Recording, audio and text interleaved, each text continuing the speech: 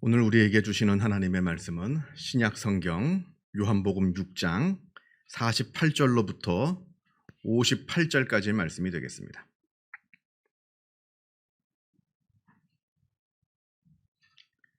신약 성경 154면에 있습니다.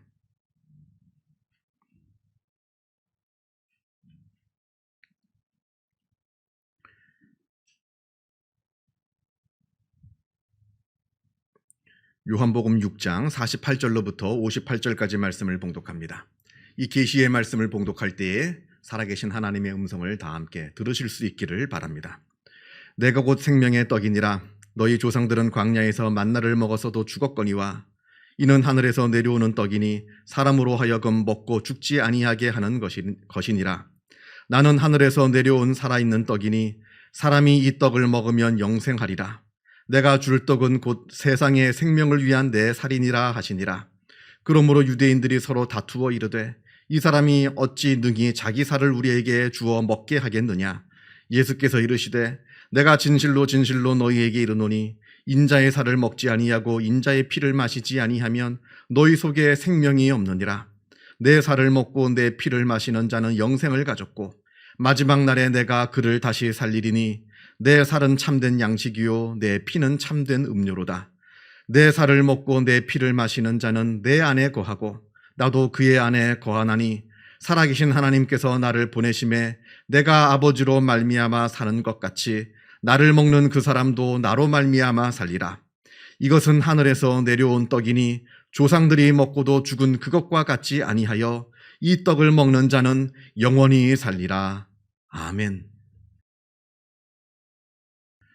흔히들 개와 고양이가 서로 앙숙관계라 이렇게 말합니다. 실제로 개와 고양이는 자주 싸웁니다. 왜 싸우냐 했더니 서로의 소통 방식이 달라서 싸운다고 합니다. 먼저 개는 기분이 좋을 때 꼬리를 살랑살랑 흔듭니다. 근데 고양이는 사냥감을 보았을 때 사냥감을 공격하기 직전에 꼬리를 살랑살랑 흔든다고 합니다. 개는 겁을 먹거나 불안해지거나 기분이 안 좋으면 꼬리를 밑으로 축 내립니다. 그런데 그게 고양이는 반대로 기분이 좋을 때, 평안할 때 고양이는 꼬리를 밑으로 축 내린다고 합니다. 그러니까 서로 완전히 반대인 거죠.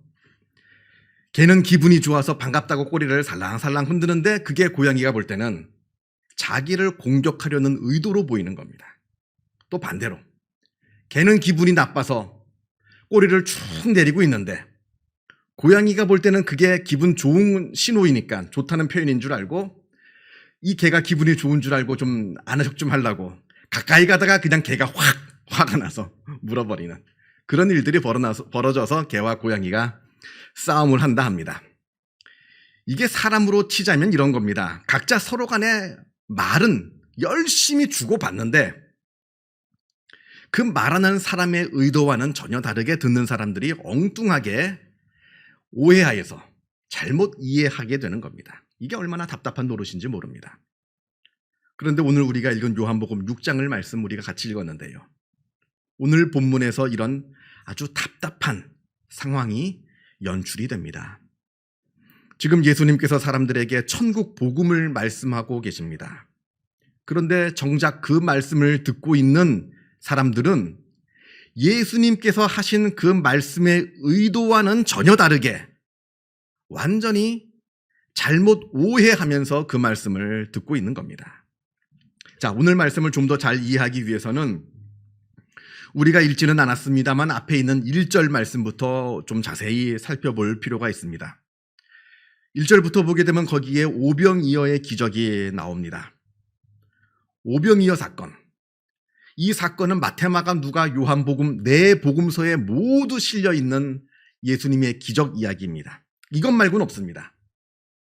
예수님의 기적 이야기 중에서 마태, 마가, 누가, 요한 네 복음서에 모두 실려 있는 것은 이 오병이어의 기적 이야기밖에 없는데 그만큼 이 사건이 그 당시 사람들에게는 아주 충격적인 사건이었다 하는 겁니다. 물론 지금이야 먹을 게 많습니다. 풍족합니다. 그래서 함부로 음식도 먹다가 버리기도 하고요. 그러나 이 당시에는 먹을 것이 그렇게 넉넉한 시대가 아니었습니다. 아마 먹을 게 없어서 굶는 날이 아마 다반사였을 겁니다. 그런데 예수님께서 고작 물고기 2마리, 그리고 떡 5개, 고작 그 작은 것만으로도 무려 남자만 5,000명이 넘는, 여자나 아이들까지 했으면 거의 2만 명 가까이 됐겠죠. 그 많은 사람들을 먹이신 이 사건은 당시 사람들이 느끼기에는 가히 혁명적인 그런 사건이었던 겁니다. 엄청난 경제 혁명 사건. 한번 생각해 보세요. 예수님이 매일마다, 아니 매 끼니마다 이렇게 빵을 만들어 내신다고 생각해 보세요. 그러면 세상에 굶는 사람이 아무도 없을 겁니다. 너무나 놀라운 사건이 벌어진 겁니다. 그래서 백성들이 예수님을 임금 삼으려 합니다.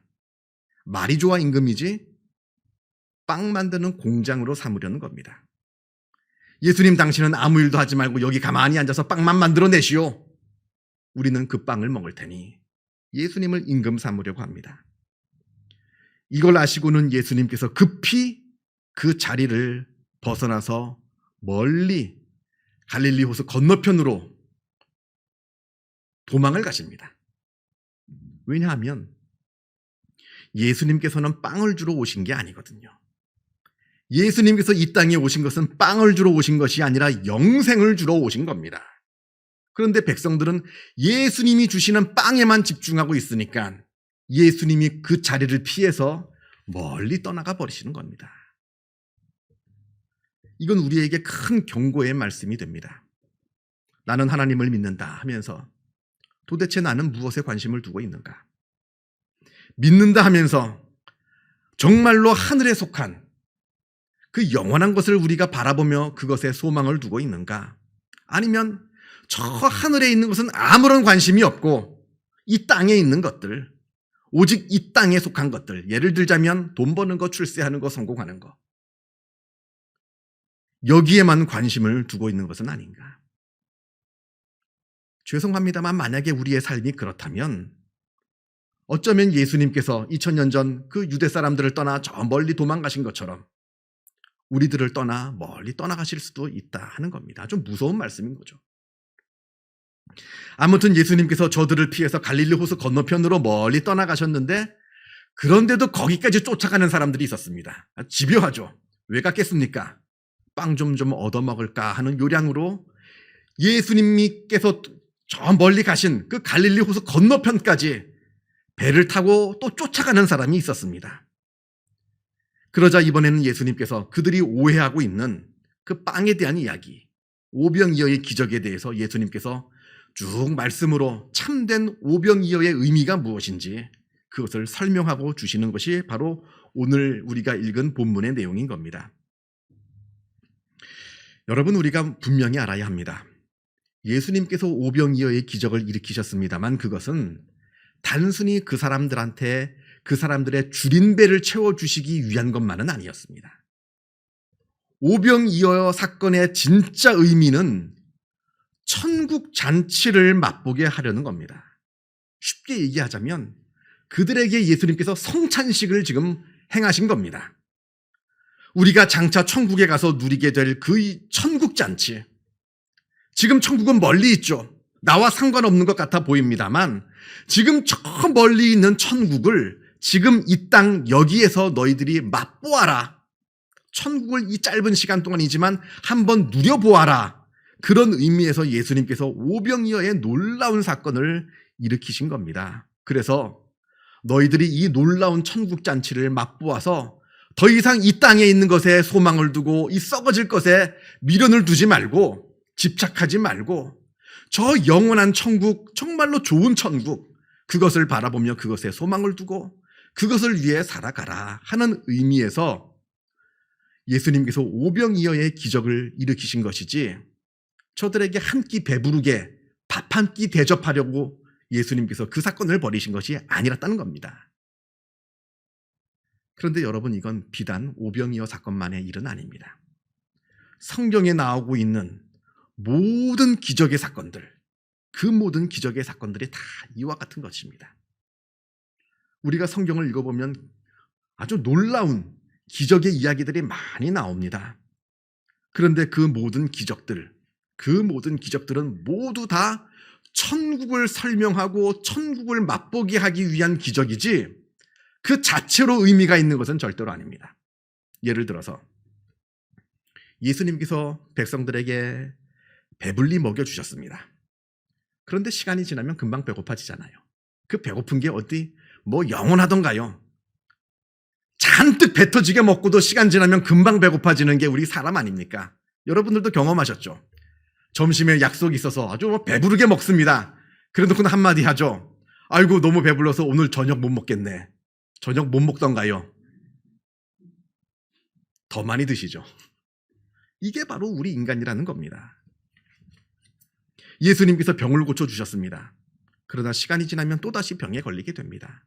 영원히 건강할 수는 없거든요.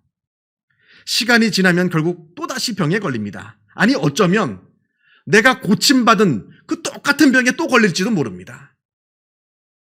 심지어는 죽은 사람마저 예수님께서 살려주셨습니다. 그 사람이 지금까지 살아있던가요? 나사로 지금 살아있던가요? 다 결국엔 죽어 없어졌습니다. 그렇다면 그 기적이라는 것이 도대체 무슨 의미가 있는 걸까요? 다시 배고파지고 다시 병들고 어차피 다시 죽게 되는데 도대체 그 기적이라고 하는 것이 무슨 의미가 있느냐 하는 말입니다. 49절과 50절 말씀이 바로 이걸 예수님께서 말씀하십니다. 49절부터 보면 너희 조상들은 광야에서 만나를 먹었어도 죽었거니와 이는 하늘에서 내려오는 떡이니 사람으로 하여금 먹고 죽지 아니하게 하려는 것이니라. 이스라엘 사람들이 출애굽하여서 40년 동안 광야에서 생활을 하였습니다. 아무것도 없는, 먹을 것도 없고 마실 물도 없는 그 광야에서, 아무것도 없는 광야에서 살았는데 그 아무것도 없는 광야에서 죽지 않고 다 살아남았습니다. 어떻게 살았느냐? 하나님께서 주시는 만나를 먹고 다 살아남을 수가 있었습니다. 아주 놀라운 기적이죠. 만나를 먹고 그 많은 사람들이 광야에서 다 살아남았습니다. 그런데 그 놀라운 경험을 한 사람들, 그 기적을 경험한 사람들 지금도 살아있느냐? 아닙니다. 다 죽었습니다. 이미 오래전에 다 죽었습니다.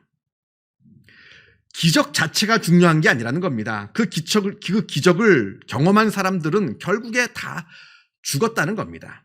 중요한 것은 뭐냐면 그 기적을 통해서 하나님을 만나서 하나님을 믿고 영생을 얻어야 된다는 겁니다. 육신의 생명을 우리가 기적을 통해서 조금 더 연장시키는 것, 그게 중요한 것이 아니라 그 기적을 통해서 하나님을 만나 하나님께서 주시는 영생을 누려야 된다는 겁니다. 40년 동안 이스라엘 백성들이 광야에서 만나라고 하는 빵을 먹었습니다만 결국에 다 죽었습니다. 그러나 영생하는 빵을 먹어야 된다는 겁니다. 그것을 위해서 예수님께서 이 땅 위에 오셨다는 겁니다. 출애굽에 있는 만나 사건, 그 외에 성경에 나오는 모든 기적의 사건들은 우리가 영생하는 그 천국의 영생, 그것을 예표하는 하나의 예표일 뿐이고 그것을 설명하는 이야기일 뿐이지 그 자체로 의미가 있는 것은 아니라 진짜 기적을 누리려면 그 기적을 통해서 하나님을 만나고 영생을 누려야 한다. 이 말씀을 주시는 겁니다. 그러면서 51절에 예수님께서 자신을 가리켜서 나는 하늘에서 내려온 떡이다. 나는 생명의 떡이다 말씀하십니다.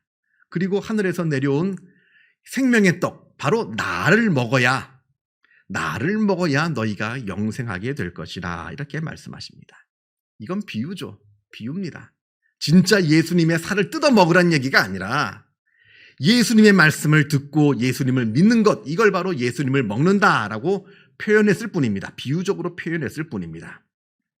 그런데 52절을 보면 그 말씀을 듣던 사람들이 오해합니다. 그러므로 유대인들이 서로 다투어 이르되 이 사람이 어찌 능히 자기 살을 우리에게 주어 먹게 하겠느냐. 예수님을 받아들이고 예수님을 믿어야 구원을 얻고 영생을 얻게 된다 하는 그 말씀을 인육을 먹어야 된다 하는 말로 잘못 오해하고 있는 겁니다. 지금 예수님의 말씀이 어려워서 이들이 오해하고 있는 겁니까? 아닙니다. 저 사람들이 이들이 지금 예수님의 말씀을 알아듣지 못하는 이유는 그 머릿속에, 그 마음속에 온통 딴 생각만 하고 있으니까 잘못 들리는 겁니다. 온통 먹는 생각만 하고 있으니까 그 빵 하나 얻어먹고자 그 넓은 갈릴리 호수 건너와서 빵 하나 얻겠다고 온 사람들이니까 온통 머릿속과 마음속에 빵 먹는 생각밖에 없으니까 예수님의 말씀을 잘못 오해하고 있는 겁니다. 지금 예수님께서 하늘에 속한 것, 이 하늘에 속한 세계에 대해서 말씀하고 계시는데 저들은 온통 땅에 속한 것에만 마음을 빼앗기고 있기 때문에 하늘의 이야기가 그냥 땅의 이야기로밖에 들리지가 않는 겁니다. 우리가 잘 아는 이야기가 있습니다. 태조 이성계와 무학대사 이야기. 우리가 다 잘 아는 이야기입니다. 둘이 이야기를 나누다가 태조가 농담으로 대사는 꼭 돼지처럼 생겼구려 이렇게 농담을 합니다. 농담입니다. 농담이죠. 그런데 그 무학대사가 그 농담을 듣고 하는 말이 왕께서는 부처처럼 보이십니다. 이렇게 대답을 합니다. 아무리 신하와 왕의 관계라고 하더라도 한쪽에서 농담을 건넸으면 농담으로 받아야죠. 이쪽에서는 농담으로 얘기했는데 저쪽에서는 요즘 젊은 아이들 말로는 개그로 이야기했는데 다큐로 받으면 이건 아주 곤란해지는 거 아닙니까? 내가 농담을 했으면 저쪽도 농담을 해야죠. 내가 아무리 왕이라 할지라도.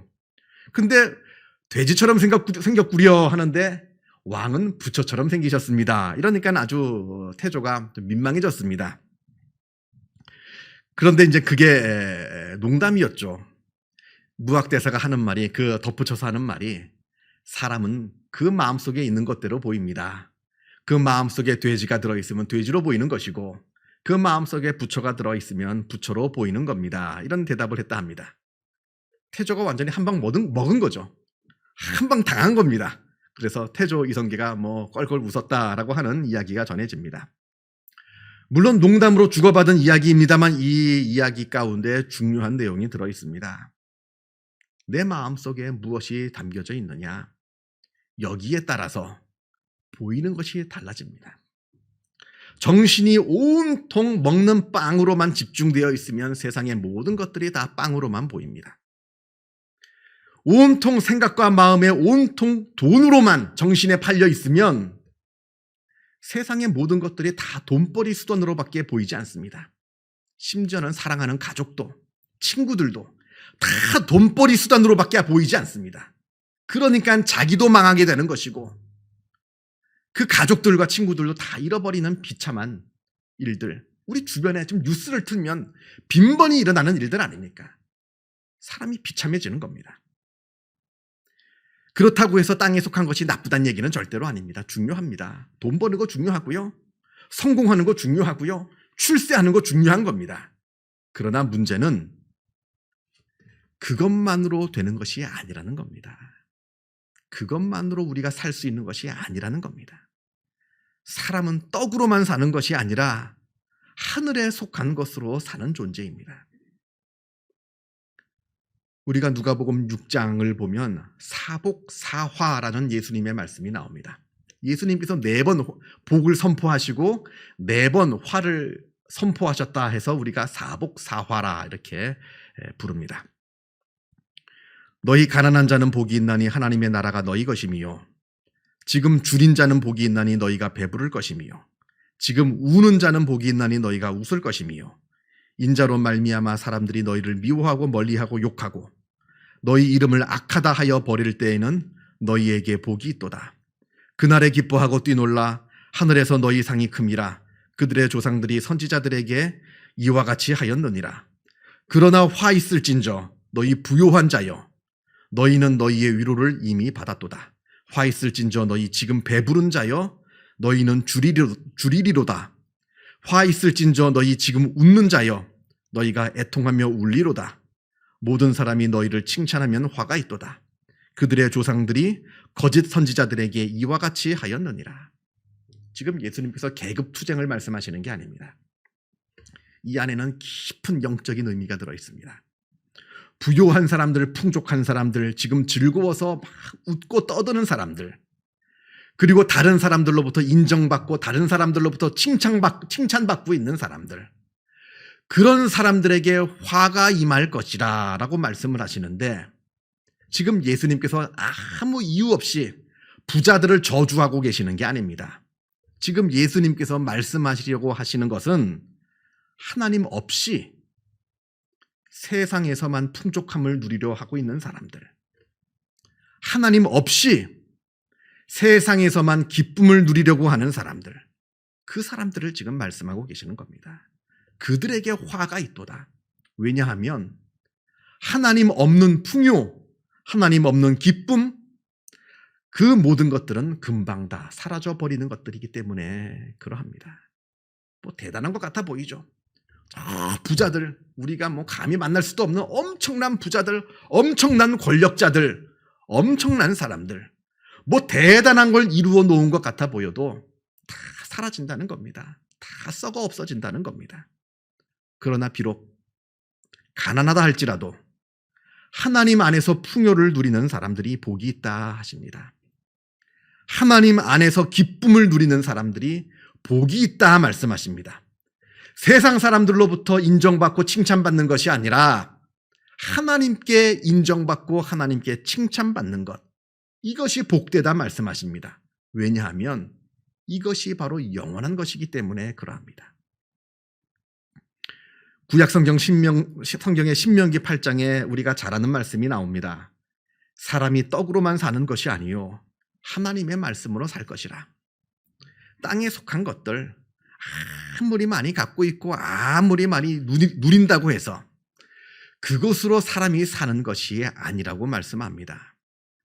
오직 하늘에 속한 것을 누릴 때 그때 진정한 복과 은혜를 누릴 수가 있다라고 하는 뜻입니다. 이 세대가, 지금 우리가 살고 있는 이 세대가 온통 세상의 떡에만 집중되어 있고 정신이 팔려 있습니다. 우리가 그런 세대를 살고 있습니다. 온통 땅의 것에만 정신이 팔려 있는 이 세대를 우리가 살아간다 하는 말입니다. 그러나 예수님께서 우리들에게 분명하게 말씀하십니다. 세상의 떡이 아닌 하늘에서 내려온 생명의 떡, 이것을 먹으라. 땅에 속한 것에 마음을 빼앗기지 말고 하늘의 것에 집중하여 우리의 마음을 드리라. 이 말씀을 우리에게 하십니다. 그리고 우리에게 그 하늘에 속한 것, 그 영원한 그 하늘에 속한 것을 우리에게 주시기 위해서, 그 생명의 떡을 우리에게 주시기 위해서 예수님께서 이 땅에 오셨다고 우리에게 말씀하여 주십니다. 지금 우리가 사순절 기간을 보냅니다. 우리에게 하늘에 속한 생명의 떡을 주시기 위해 이 땅 위에 예수님께서 오셔서 십자가를 지신 그 놀라운 고난의 은혜를 깊이 우리가 묵상하는 기간을 보내고 있는 겁니다.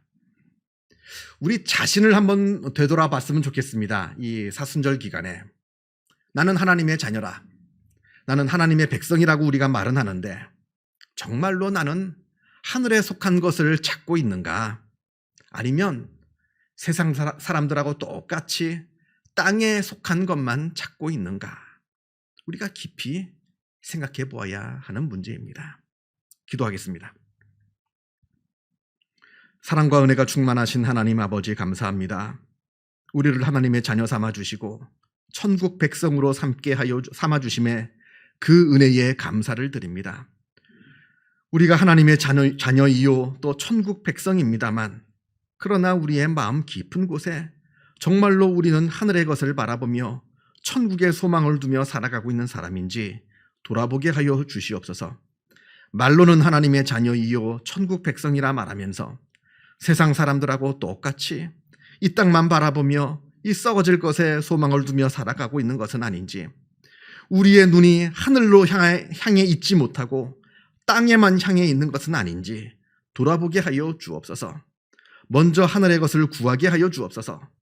그리하여 하나님께서 주시는 그 영원한 생명, 그 영원한 기쁨을 누리는 복된 우리의 삶이 되어지게 하여 주옵소서. 그리하여서 하나님께서 주시는 그 놀라운 은혜를 누리며 살아가는 복된 우리의 삶이 되게 하여 주옵소서. 모든 것 주님께 감사드리오며 이 모든 말씀 우리 주 예수 그리스도 이름으로 기도하옵나이다. 아멘.